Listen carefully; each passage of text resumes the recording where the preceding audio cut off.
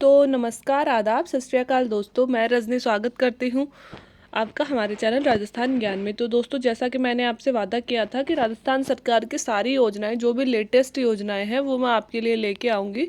तो वही वादा पूरा करते हुए आज आपके सामने राजस्थान सरकार की सारी योजनाएं हैं। मोस्टली इसमें जो हमारी नई वाली राजस्थान सरकार है, 2 साल की योजनाएं इसमें हैं। एक्चुअली ये वो सारी उसी में से ली गई हैं जो 2 साल के राजस्थान सरकार का, जो अभी 2 साल पूरे हुए हैं, और उसमें राजस्थान सरकार ने अपना सारा विवरण दिया है कि 2 साल में उन्होंने क्या क्या किया है। तो उसी उन्हीं चीज़ों में से मैंने ये सारी, मतलब उसी पीडीएफ में से ये सारी योजनाएं कलेक्ट की हैं, क्योंकि इससे क्या होगा कि इससे हमारी 2 साल की सारी योजनाएं तो जैसे नई चलाई हैं राजस्थान सरकार ने, वो तो हो ही जाएंगी। प्लस जो पुरानी वाली योजनाएं हैं उनमें राजस्थान सरकार ने क्या प्रगति करी है अभी इन दिनों में, तो वो सारी भी हो जाएंगी। तो मतलब राजस्थान में चल रही मेन मेन योजनाएं है ना, वो सारी हमारी इसमें से पूरी हो जाएंगी। इसको सरकार ने अलग अलग खंडों में बांटा था, तो उन्हीं खंडों के अनुसार अपन भी इसका अध्ययन करेंगे।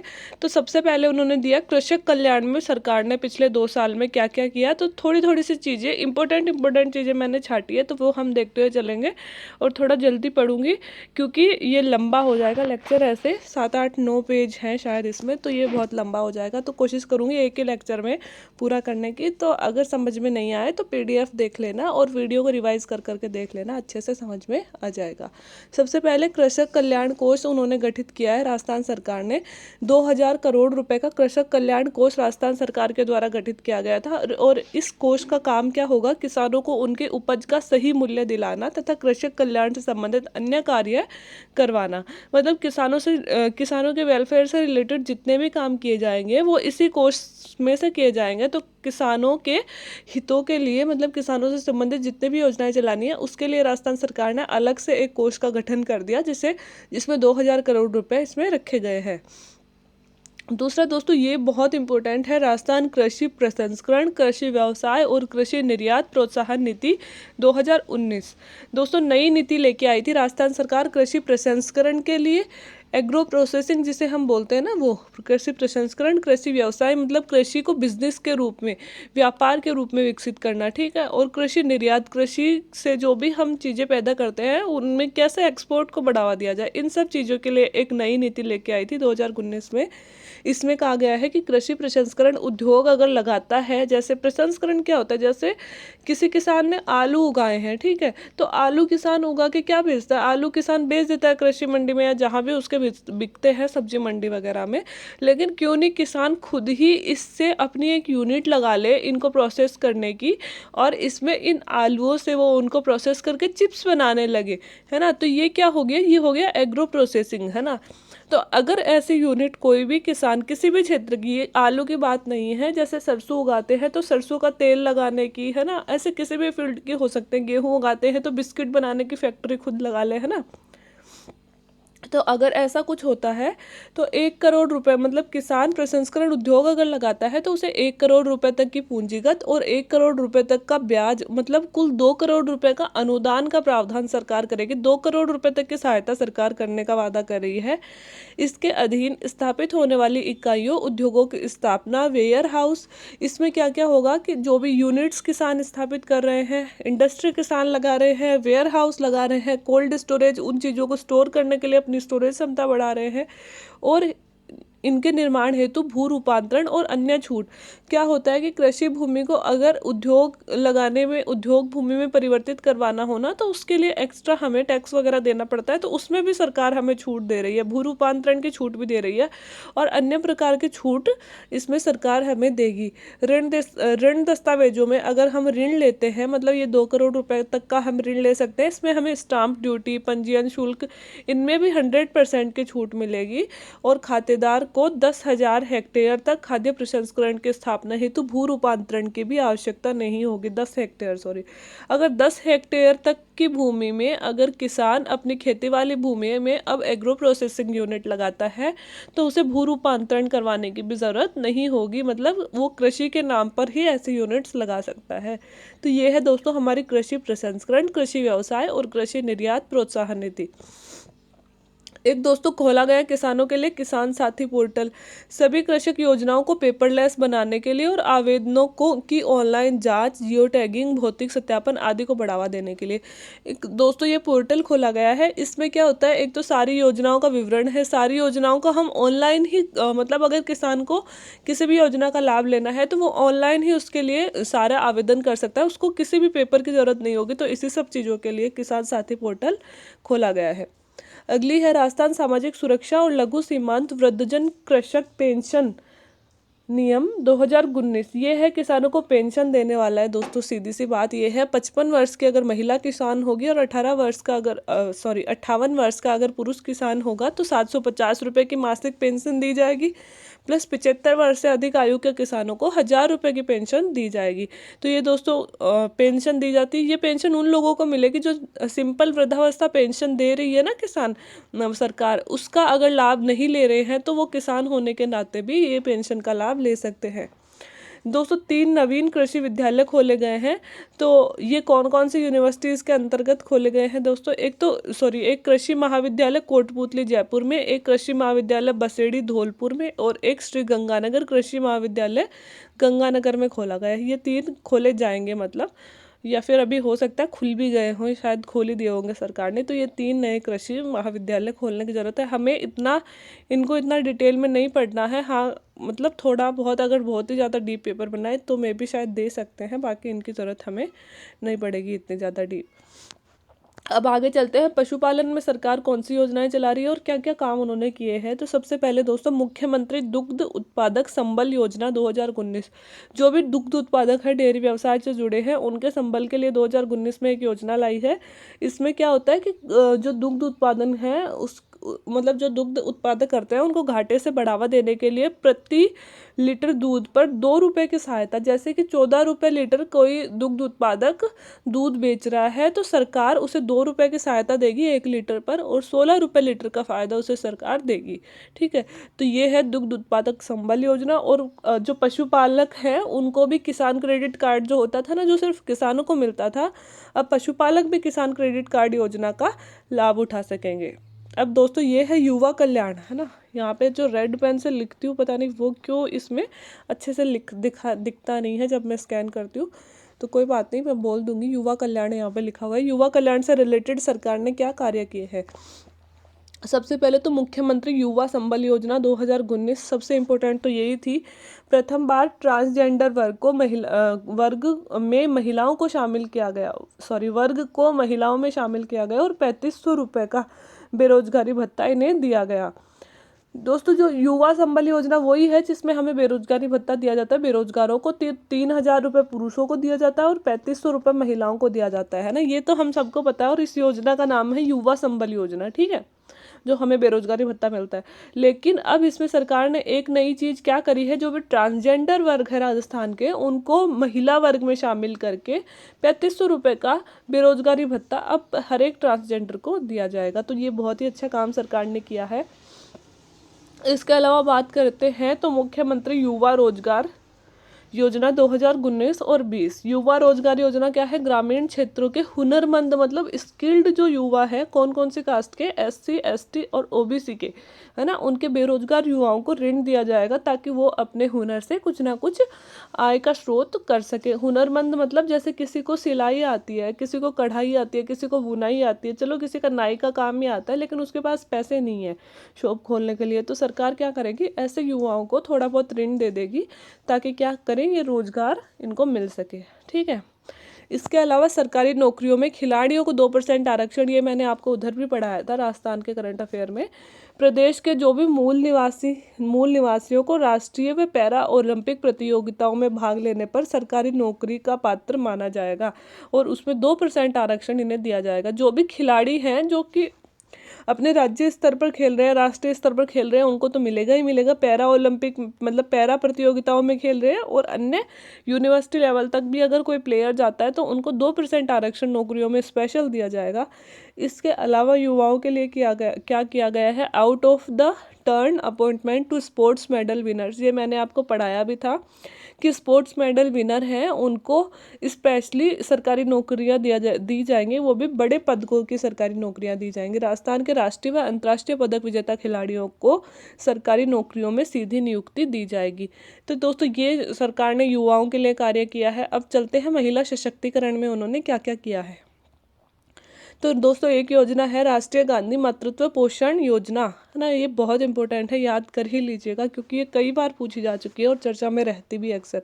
इसे अभी 4 जनजातीय जिलों में ही लागू किया गया है, वो है उदयपुर, डूंगरपुर, प्रतापगढ़ और बांसवाड़ा। 4 जो जनजातीय जिले हैं अपने, उनमें इनको शामिल, मतलब इन जिलों में ही अभी इस योजना को लागू किया गया है। और इसमें क्या किया जाएगा, इसमें पहली संतान के जन्म पे तो सरकार पहले से प्रोत्साहन दे ही रही थी, अब की बार दूसरी संतान के जन्म पर भी सरकार 6,000 रुपये का नगद लाभ देगी। लेकिन एक साथ 6,000 रुपये नहीं देगी, 5 चरणों में 6,000 रुपये देगी। तो चरण अपने को याद नहीं करने हैं, अपने को इतना याद रखना है कि इंदिरा गांधी मातृत्व पोषण योजना में 6,000 रुपये की सहायता सरकार देगी नगद, और वो भी दूसरे बच्चे की पैदाइश पर। और कौन से 4 जिलों में, उदयपुर, डूंगरपुर, प्रतापगढ़, बांसवाड़ा में। एक दोस्तों पिछले बजट में इंदिरा गांधी महिला शक्ति निधि खोली गई थी, इसमें 1,000 करोड़ रुपए का बजट, जैसे कि किसान कल्याण कोष में 2,000 रुपये का बजट रखा गया ना, इसलिए इसी तरह से महिलाओं की एक स्पेशल महिलाओं के लिए बजट रखा गया है 1,000 करोड़ रुपए का, और इसको नाम दिया गया है इंदिरा गांधी महिला शक्ति निधि। मतलब इन 1,000 करोड़ रुपए से महिलाओं के वेलफेयर के लिए योजनाएं चलाई जाएंगी। इसके अलावा दोस्तों इंदिरा महिला शक्ति उद्यम प्रोत्साहन योजना, इसमें क्या किया गया है, महिला स्वयं सहायता समूहों को उद्यम स्थापित करने पर ऋण और 25% अनुदान। दोस्तों अगर कोई महिला है या फिर कोई महिला स्वयं सहायता समूह है, मतलब महिलाओं की हेल्प करने वाला कोई समूह है, अगर वो उद्योग लगाना चाहते हैं तो उनको ऋण देंगे, प्लस 25% अनुदान भी सरकार देगी। 25% की राशि उनको फ्री में भी दे सकती है, ठीक है। तो इसको नाम दिया गया है इंदिरा महिला शक्ति उद्यम प्रोत्साहन योजना। Special investigation units for crime against woman, ये बहुत इंपॉर्टेंट है दोस्तों। राज्य के प्रत्येक जिले में स्पेशल इन्वेस्टिगेशन यूनिट स्थापित की गई है दोस्तों। स्पेशल इन्वेस्टिगेशन मतलब अलग से इन्वेस्टिगेशन यूनिट, महिलाओं के लिए, महिलाओं के खिलाफ जो भी क्राइम होते हैं उनकी स्पेशल जांच पड़ताल करने के लिए स्पेशल इन्वेस्टिगेशन यूनिट्स खोली गई है राज्य के हर एक जिले में। 33 के 33 जिलों में, पहले ये कुछ जिलों में थी, अब 33 के 33 जिलों में यह लागू कर दी गई है। तो यह भी वुमेन के लिए बहुत अच्छी एक सरकार की पहल है। इसके अलावा दोस्तों महिला शक्ति आत्मरक्षा केंद्रों का शुभारंभ किया गया है। महिलाओं और बालिकाओं को विषम परिस्थितियों में आत्मनिर्भर बनाने हेतु आत्मरक्षा प्रशिक्षण दिया जाएगा इनमें। तो मतलब सेल्फ डिफेंस सेंटर्स का उद्घाटन सरकार ने किया है, जिसमें सेल्फ डिफेंस की ट्रेनिंग महिलाओं को दी जाएगी। इसके अलावा दोस्तों सहयोग और उपहार योजना चलाई जा रही है, वो SC ST और BPL परिवार की जो भी महिलाएं हैं उनके कन्या के विवाह पर सरकार 31,000 रुपये की राशि देगी हथलेवा के रूप में, है ना।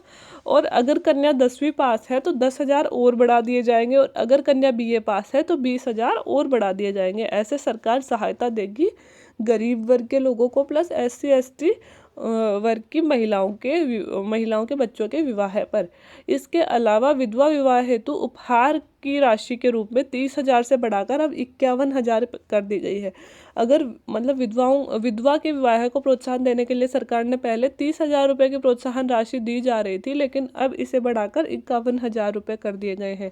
तो कन्या के विवाह पर तो दोस्तों सहयोग तो हो जाएगा, कन्या के विवाह पर जो हेल्प कर रही है सरकार, है ना, 31,000 के रूप में। और अगर 10वीं पास है तो 41,000 हो जाएंगे, और अगर BA पास है तो 61,000 हो जाएंगे। और अगर विधवा विवाह कर रही है स्वयं अपना, तो उसे 51,000 रुपये की राशि सरकार से उपहार योजना के रूप में, उपहार के रूप में उन्हें देगी।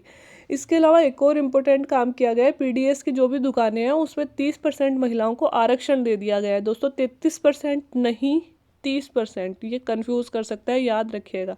PDS की सार्वजनिक वितरण की जो भी दुकानें हैं, मतलब राशन की जो भी दुकानें होंगी, अब उनमें 30% महिलाएं होना अनिवार्य है।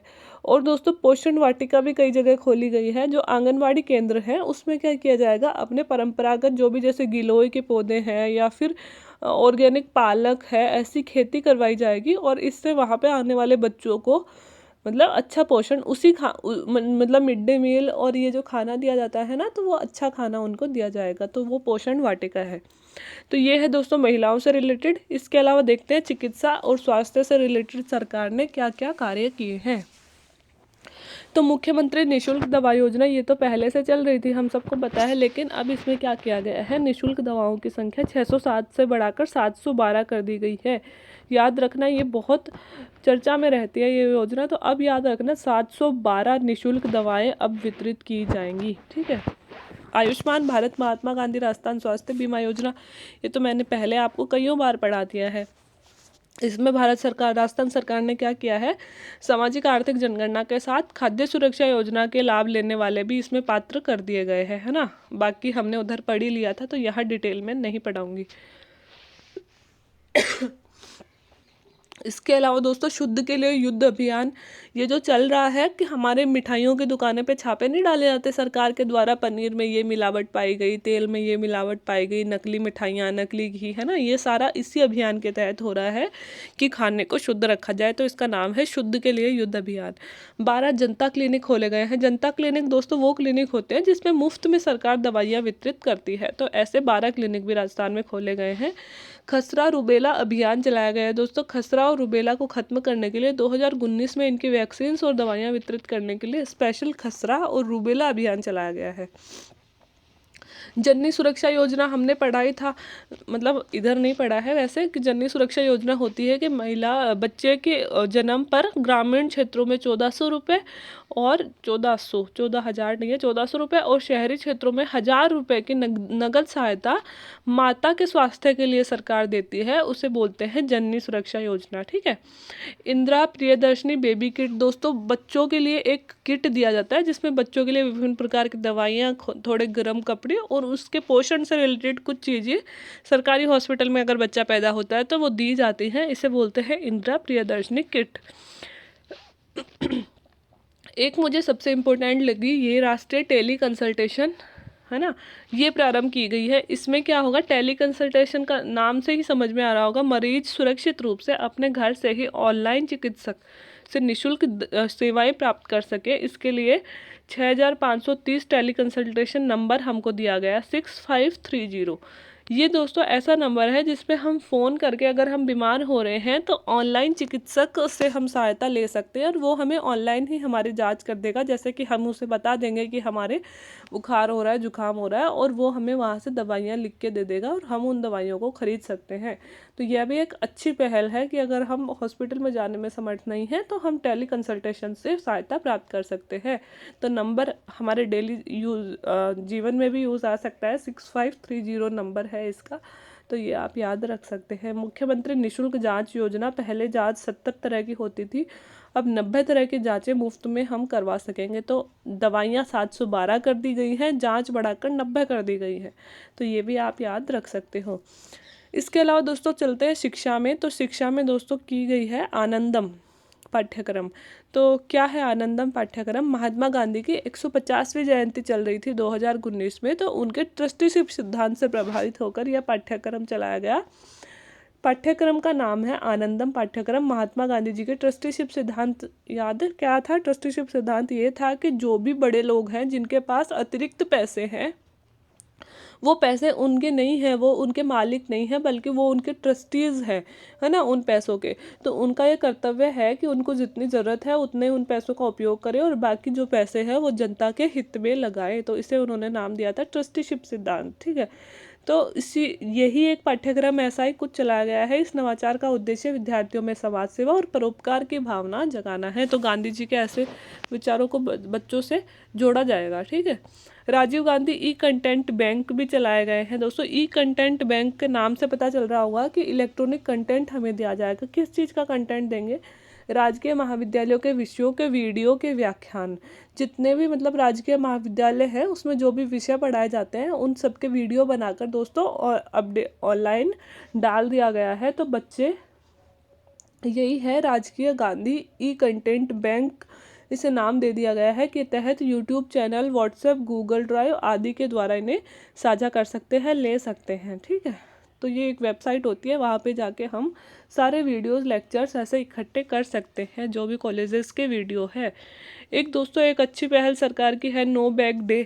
राजस्थान भारत का पहला राज्य है जो शिक्षा के मनोविज्ञान आधारित गतिविधियों के शिक्षण हेतु प्रत्येक शनिवार को नो बैग डे।